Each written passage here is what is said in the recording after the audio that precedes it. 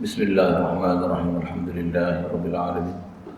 Wassalatu wassalamu ala asyrafil anbiya'i wal mursalin wa ala alihi wa ashabihi wa azwajihi wa dzurriyyatihi wa atba'ihi ajma'in. Wa ba'd. Qala Syekh Musannif rahimahullah ta'ala wa nafa'ana bihi wa bi 'ulumihi fid dharain.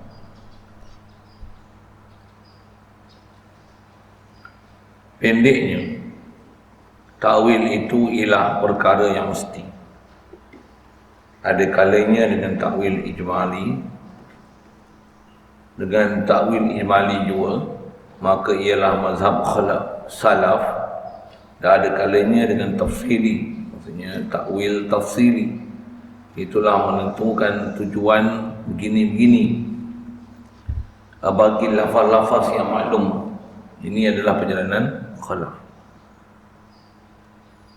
InsyaAllah kita nak sambung ni masih bicara mengenai kaedah untuk menyelesaikan ayat-ayat mutasyabihat. Dua aliran yang masyhur, yang besar yang dipakai salaf dan khalaf sepakat mengatakan wajib tanzih kepada Allah Ta'ala daripada apa yang tak sepatutnya. Kaifiat berbeza antara salaf dan khalaf, berbeza pun mengenai cara untuk mentanzih Allah Ta'ala. Adapun salaf, dia kata yang mutasyabihat mestilah bukan dengan makna zahir, bukan ayat mutasyabihat tu dipakai dengan zahirnya, dia mesti ada makna. Tapi makna itu serah pada Allah Ta'ala. Kita tak tahu dan tak bicara pun apa maksud dia. Ini kira-kira salaf. Dan kira salaf ni ada istilahnya tafsir, ataupun tafsir begini, yang ini dipanggil ta'wil ijmali.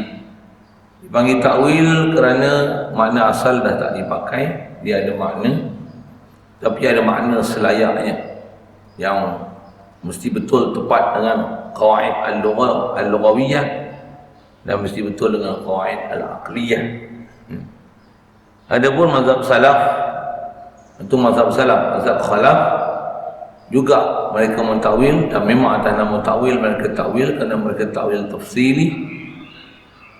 Dan bila tawil tafsili maksudnya dia memberikan pengertian apa maksud yang dikenaki dengan tak membiarkan maknanya tanpa diurai dan diberikan maksud sebenar yang dikehendaki itu. Itu adalah kaedah ulama khalaf. Okay.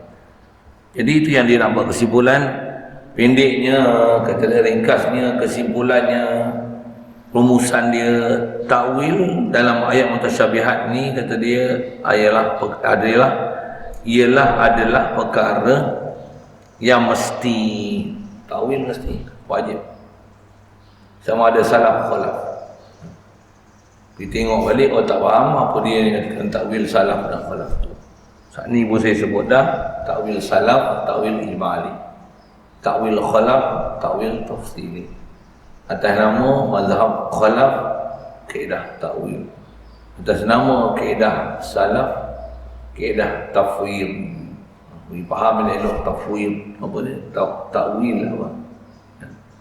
Dan bagaimana untuk dikatakan tafwid yang betul tu. Jangan jadi pahaman mujassimah yang walaupun maksud dia bagus untuk mentazih Allah Ta'ala daripada apa tak sepatutnya, walaupun itu tapi gagal dari sudut yang lain kerana mereka bukan tahwid sesungguh-sungguhnya, bahkan masih menafsir dan menakwil ayat yang mutasyabihat dengan makna, dengan memakai zahir makna kalimah mutasyabihat tersebut.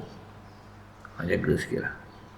Jadi pendeknya takwil itu ialah satu perkara yang mesti. Ada kalanya dengan takwil ijmal, maka takwil ijmali ini mazhab salaf. Dan ada kalanya dengan tafsili, iaitu menentukan tujuan begini-begini bagi lapan-lapan yang maklum. Ini adalah mazhab khalaf. Itu kena tambah ayat lah belakang tu. Dia tak tulis tu, suruh kita sambung sendiri lah. Kaedah salaf tafwid, kaedah khalaf ta'wil. Atau istilah ulama kaedah salaf ni dipanggil aslam. Kaedah takwil ulama kalam ni dipanggil a'lam. Itu istilah. Maksud a'lam ni kalau kaedah takwil maksud apa? Dia lebih berketerampilan dari sudut memberikan makna yang dikehendaki dan boleh menghuraikan makna lughah. Kawaid lughah tu boleh cerita macam mursal, macam akli, kinayah, dia boleh cerita isti'arah. Satu-satu ini sebab alaqah apa dia? Itu kena ngaji khas itulah. Saya tergerti ni pun saya reti, tambah ulama kita yang pakar tu melaut sungguhlah ilmu dia tentang ilmu-ilmu untuk memahamkan kalimah Arab yang berbentuk ayat dia berbentuk istilahnya kalau dalam akidah ni mutasyabihat, dengan bahasa lain dalam bentuk balaghah, dalam bentuk tafsili yang perlu dihurai. Kalau terus saya mengerti sikit-sikit, kalau ulama kita Masya Allah. Cuma kita tak biasa dapat peluang untuk mengaji, itu yang kadang-kadang menyebabkan kita gagal untuk faham. Mudah-mudahan ada peluang kat kita. Tambah ada musim PKP apa ni, peluang macam-macam, manfaatkanlah dengan program line live ni. Mudah-mudahan ada dapat sesuatu pengisian. Cuma janganlah silap pilih. Ada orang musim PKP ni bertani, buat projek sana, projek sini. Tak boleh buat apa. Kalau kami di sini bertukang, baik boleh sikit-sikit itulah, kutip. Ada yang sepatutnya kena kutip, tak boleh nak kutip lagi pasal ada kaki tangan yang patah kan? Jadi kutip dululah apa yang boleh, teka-teka tak reti kita ni. Sikit tu ada orang tak faham, tanya lain apa benda tu. Baik.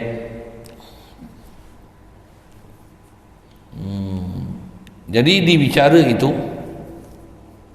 maka ini ialah mazhab khalaf. Ayat dia ada tinggal teruskan, iaitu menentukan tujuan begini-begini bagi lafaz yang maklum yang dibicara itu. Ya. Maka ini kaedah takwil tafsili ni ialah mazhab khalaf. Cuma apa dia yang dihurai, yang tu kena ngaji suku lah, banyaklah tempat dalam Quran.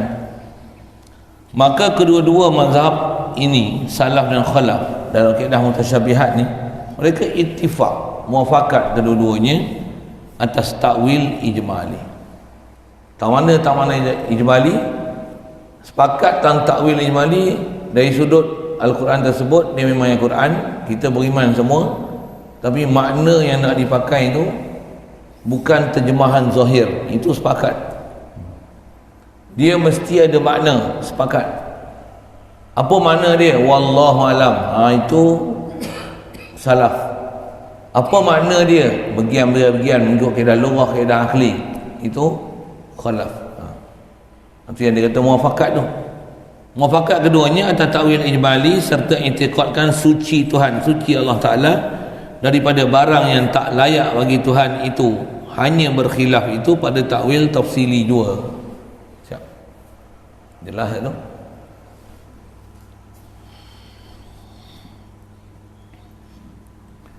Kalaulah tidak takwil langsung, andai kata tak takwil langsung pada mana-mana ayat Quran mutasyabihat, apa jadi? Antara kaedah tak takwil langsung ni seperti mazhab musyabbihah. Puak musyabbihah ni kalau ikut setengah-setengah Tok Guru kita, dia bagi dua kategori. Ada musyabbihah sarihah, ada musyabbihah ghairi sarihah. Benda lah tu. Ada yang mentashbih sarih, terang-terang. Dia kata Allah ni ada muka macam muka. Macam mana kita ada muka, Allah ada muka lah.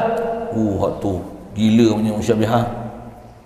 Kalau musyabbihah yang Wahabi yang kita tengok ni, yang mereka tak sedari mereka itu ialah musyabbihah, nampak macam lembut sikit. Yang tu nampak macam ghairu sarih. Ghairu sarih ni kalau kita tak perhati, kalau kita perhati sarih juga. Tak mana dia kata Allah ada muka yang layak dengannya. Bila ada layak tu nampak macam ghairu sarih sikit. Tapi kalau ikut masih soreh dari sudut ada muka tu soreh takwil. Soreh tu memberikan makna soreh, musyabihah soreh kan. Sepatutnya untuk keluar daripada musyabihah tu sabit muka tentu ada makna dia bukan makna muka. Dia mesti ada makna muka yang layak. Hak tu ahli sunnah wal jamaah. Itu salaf. Itu salaf. Adapun dia kata Allah Ta'ala ada muka yang layak. Kalau muka yang layak ni salah, bukan salaf. Yang ni salah. Dia musyabihah, cuma wairus sarihah. Kalau sarihah, Allah memang ada muka real punya. Itu sarihah. Maksudnya dia musyabihah yang tasbih yang sarihah. Penyerupaan yang jelas, penyerupaan tu memang serupa sebiji. Allah ada muka, kita ada muka. Allah ada tangan, kita ada tangan. Kalau macam tu memang out terus. Kalau ada muka yang layak dengan Allah Ta'ala, masih sesat. Ya, saya sebut masih sesat. Pasal apa? Pasal mengikutkan muka pada Allah Ta'ala. Ada bab nanti kita akan bicara lagi dari sudut mana. Dia kata muka, tapi dia kata ni ayat sifat. Itu masalah ni. Patutnya kalau muka bukan sifat. Sifat melihat. Sifat. Dari segi kebolehan melihat, perlihat. Buat kerja lihat, melihat. Itu ada jumpa bab yang ni, istilah tu. Tapi melihat bukan sifat. Mata sifat. Mata juzuk, Tangan juzuk, muka juzuk. Itu bukan sifat. Kalau sifat pun sifat yang mendatangkan makna serupa dengan makhluk, itu wajib tanzih juga. Masalah dia bukan masalah juzuk, tapi masalah dia ada tasbih dan mendatangkan makna makhluk, makna taghayyur, ada makna tahayyuz, ada makna berubah daripada satu keadaan ke satu keadaan, ataupun berubah pandang pada sudut dia menunjukkan Allah terkesan daripada perbuatan makhluk. Ini mustahil.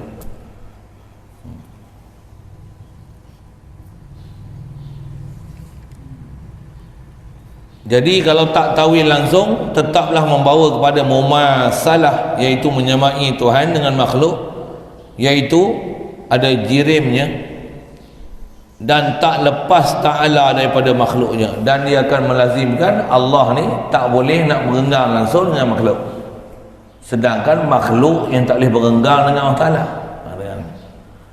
Makhluk memang tak boleh berenggang dengan Allah Ta'ala. Allah taklah mesti bersama dengan makhluk.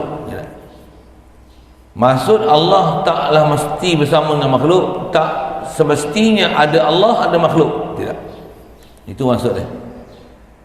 Tapi sebaliknya bila ada makhluk mesti ada Allah Ta'ala. Boleh faham? Itu mungkin dah berfikir besar tu. Ada Allah bukan mesti ada makhluk. Memikir dan mengiktikadkan ada Allah ada makhluk, tu kufur namanya. Ada Allah ada arash. Allah qadim, arash qadim. Pasal ada Allah ada arash. Sedangkan arash bukan ada bersama-sama dengan adanya Allah Ta'ala. Allah yang menjadikan arash. Mengiktikadkan arash ada sendiri, kufur. Pasal seolah-olah arash ni pun qadim, ada Allah ada arash. Salah akidah. Falsafah apa dia pakai? Dia kata kita ahli falsafah, dia pakai falsafah. Sikitlah ayat itu. Ayat-ayat itu istilah pulang paku buah keras kan. Satu kena perhati apa dia cakap. Dia cakap memang belit-belit. Macam ni, macam ni, macam ni. Bersipang siur. Berbelit-belit. Kalau saya ngaji dulu ada tok guru saya kata apa? Orang cakap berbelit-belit ni suruh dia banyak baca doa Nabi Musa. Apa dia? Rabbi syrah li sadri wa yassir li amri wahlul 'uqdatam min lisani. Ulang sehari, pagi, petang 1000 kali. Pakai cakap berbelit-belit. Wahlul 'uqdatam min lisani. Bukakan simpulan yang ada pada lidah aku. Lidah dia cakap berbelit-belit. Satu ketika dia kata, apa dah takwil ni? Kufur. Kata dia. Ni musyabihah, ni pahaman Jahmiyah. Apa Asy'ariyah Maturidah takwil? Lepas tu dia tengok dia yang takwil. Wasda'il fulka bi'ayunina. Takwil pula. Itu juga ada mufti PhD seorang tu, mufti pasti mendengar tu. Dia kata apa? Ar-Rahman al-Istawa, Allah yang kata dia duduk di aras. Lepas tu Allahumma salli alaihi wasallam. Mula dia kata gitu, lepas tu innallaha ma'ana, dia kata dia, kita tak boleh salah i'tiqad Allah Taala ada bersama kita. Kalau kita pergi tandas, Allah pergi tandas. Takwil pula tu. Tu kata dia orang ni cakap berbelit. Tu supaya dia baca doa Nabi Musa banyak-banyak. Wahlul 'uqdatam min lisani, wahlul 'uqdatam min lisani, wahlul 'uqdatam min lisani, wahlul 'uqdatam min lisani, wahlul 'uqdatam min lisani. Siapa? Cakap berbelit-belit.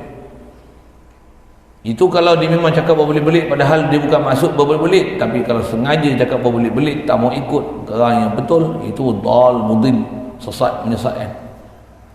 Pasal degil namanya. Batrul haq, lawan hak sebenar. Dipanggil ainad, degil, bangkang yang sebenar. Mudah Allah Ta'ala pelihara kita, jauhkan kita daripada pahaman-pahaman yang tak betul ini. Jadi antaranya kata dia yang tak lepas Allah Ta'ala daripada makhluk, apa dia? Arash. Pasal di atas i'tiqad mereka Allah berada di arash. Jadi seolah-olah arash ni tempat untuk ada Allah Ta'ala, ada Allah, ada arash. Pahaman macam ni kufur. Kalau duk i'tiqad Allah memang ada, arash asal tak ada, lepas tu Allah buat arash, alamak, takkanlah punya bodoh boleh faham Allah buat arash, Allah duduk di arash. Yang nampak bengap itu masa bengap je. Kenapa bodoh sangat tak boleh faham apa keadaan ada sifat-sifat ketuhanan ni, apa masalahnya? Buat nak campak mana fahaman la ilaha illallah tu, yang kata Allah ni, nak campak mana ayat Quran wa huwal ghaniyul hamid, nak campak mana ayat Quran wa huwa rabbul arsh. Bila dia rabbul arsh, dia ialah khaliqul arsh, dia malikul arsh. Bila dia malikul arsh, dia lah rabbul arsh, dia yudabbirul arsh. Macam mana yudabbirul amr minas sama'i ilal ard, macam mana dia memerintah urusan segala daripada langit bumi, macam tu dia ada memerintah arsh. Tengah hari ni rasa kita baca pendek je lah, pasal kita banyak ada yang kerja keras apa tadi, keletihan. Saya pun letih juga, tapi kesian juga ada orang nak mengaji kan. Geram juga nak baca, tapi tengok ada yang letih tu, ada yang raki'in wasajidin tu. Jadi masa demo yang kerja keras, awak daripada bawah saja. Jadi kita tangguh dulu lah, banyak omong dari sikit aja hari ni. Untuk tengah hari ni tu, tengah hari ni lah, untuk penegasan, cuba dan telaah tengok balik, ambil hati-hati apa, faham balik apa dia salaf, khalaf, ijmali, tafsili. Faham ni benda besar, dengar tak kisah siapa? Faham ni benda besar, ambil istilah dia elok. Kalau siapa yang ada masa, ambil masa muzakarah kan? Atau buat grup muzakarah kitab Irsyadul Jawiyin.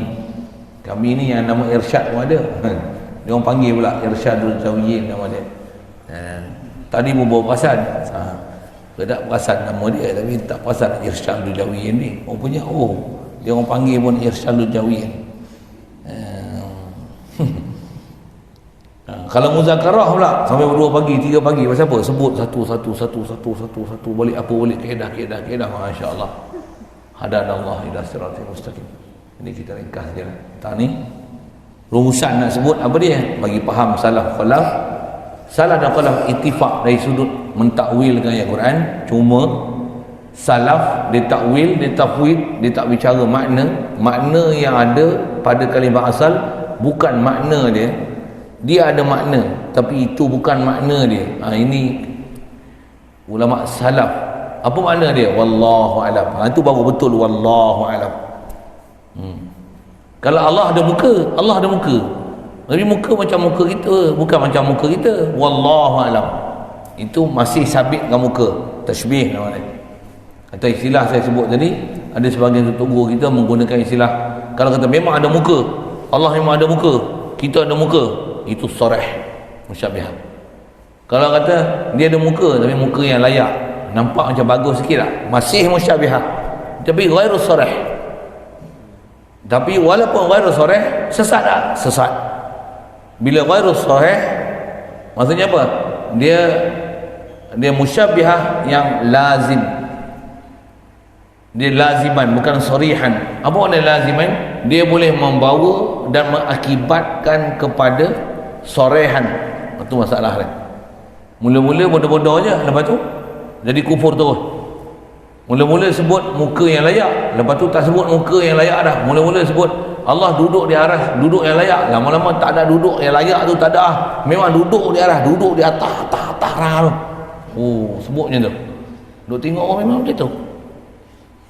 Satu, jauhkan apa-apa pahaman yang boleh membawa kepada kufur ni. Dari segi prinsip, benda yang boleh bawa zina pun disuruh jauhkan.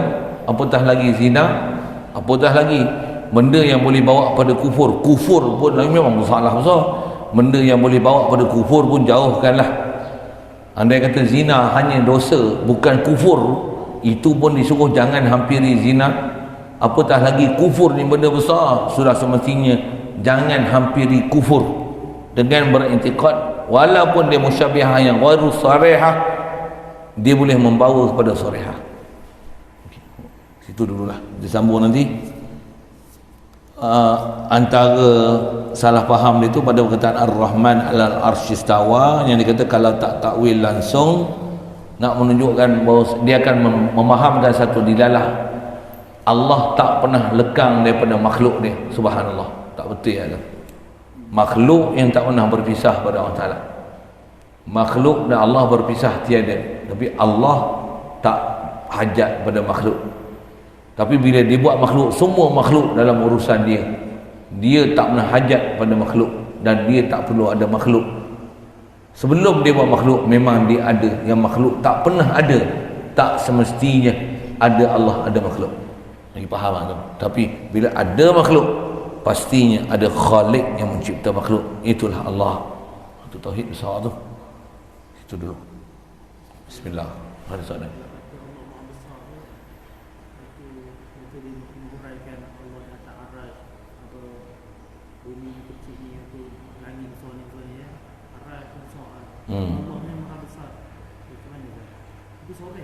Yang tu soreh lah. Tak ada takwil lah tu. Memang gila punya soreh. Bukan soreh, soreh gila punya. Ada orang kata langit bumi ni duduk dalam kursi. Kursi Allah Ta'ala ni wasi'a kursiyyus samawati wal ard. Langit bumi ni nak banding dengan kursi Allah Ta'ala. Kursi tu sojana mata memandang. Langit bumi ni sebesar cincin. Jadi Allahu Akbar ni, Allah Maha Besar. Kursi ni kata dia tempat letak kaki Allah Ta'ala. Malaysia memang tak pernah dengar lagi ada orang hurai macam tu. Tapi Indon berlambat-lambat. Tu tak pergi tengok ada nama apa? Apa nama dia? Basalamah. Yang Basalamah. Tengok dia hurai. Macam tu dia hurai. Allah Ta'ala ni pasal apa? Dia terlalu besar, satu kita tak boleh melihat dia. Astagfirullah. Ramai pengikut, ramai followers. Cakap lemah lembut, tapi berisi dengan benda-benda yang boleh bawa pada kufur. Takut tengok, risau tengok. Nampak orang lemah lembut, dia nak tu macam mana? Jagalah, saya sebut macam tu lah, mudah. Berhati-hati lah. Tak semestinya orang bercakap lemah lembut itu adalah betul. Jaga. Takkan Kristian cakap lemah lembut kita ikut. Dajjal esok dia main lemah lembut, relax je. Aku dah kata dekat komen, aku ni Tuhan kamu. Kau nak apa pun aku bagi, aku bukan nak marah apa-apa. Kau yakin ni aku boleh tolong kau? Sudahlah. Nampak slow lembut je kan? Betul kan? Memang dia boleh tolong pun, dia boleh bagi makanan, dia boleh bagi selimut, dia boleh bagi bahan api. 6 bulan siang, 6 bulan malam bukan sedang weh. Minta tolongan dia bagi lah tu. Apa kedekut sangat? Dia memang boleh tolong pun. Alah, biasa dia tolong. Takkan itu rosak akidah pun. Lembut je. Lembut je dia bagi. Walaupun lembut, kufur. Boleh bawa kufur. Macam kita kan. Sebut misal nisbah dia boleh tarik lembut tu. Ada duit senang, ada duit senang, ada duit senang. Lama-lama duit tekot, duitlah menyenangkan aku.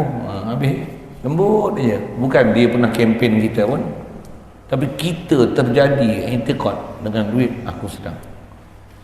Mudah-mudahan Allah pelihara kita daripada pemahaman sesat tu. InsyaAllah dengan sebab kita faham cara betul ni, Allah Ta'ala akan berikan kita basirah, pandangan mata, pandangan hati yang tepat, yang mana menyalahi daripada akidah ahli sunnah wal jamaah ni, Allah Ta'ala akan jauh kita, insyaAllah. Bismillahirrahmanirrahim. Allahumma nawwir qulubana min nuri hidayatika kama nawwartal arda min nuri syamsika wa nawwir bi rahmatika ya arhamar rahimin warzuqna fahman nabiyyin wa hifzal mursalin wa ilhamal malaikatil muqarrabin wa sallim tasliman ala jamil anbiya'i wal mursalin walhamdulillahi rabbil alamin. Allahumma salli ala sayyidina Muhammad wa ala alihi wa sahbihi wa sallim adada ma'lum